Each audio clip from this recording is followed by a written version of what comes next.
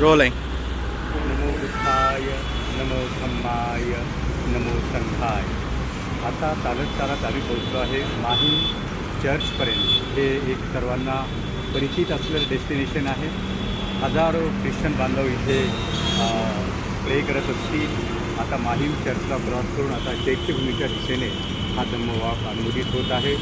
मला मोठा आनंद होत आहे की माझ्यासोबत 69 इयर्सचे आदरणीय गौतम डोळस 69 इयर्स आहेत. न थांबता, न बसता, न कुठेही आळस करता कंटिन्युअस माझ्यासोबत त्यांनी वॉक केला.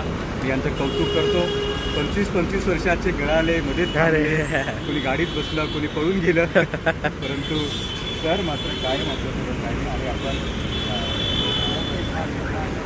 आयुष्यमान राकेश कुमार, आदरणीय प्रकाश ढसाळ, नामदेव ढसाळांचे पुतणे आज आपल्याला लाभले. चळवळीतल्या माणसाच्या घरातला एक माणूस आम्हाला लाभला.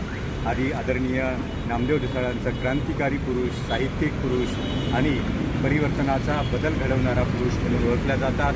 त्यांच्या घरातलं हे व्यक्तिमत्व आयुष्यमान प्रकाश ढसाळ आणि आदरणीय विजय सोनवणे नवी मुंबईहून आलेले आहेत.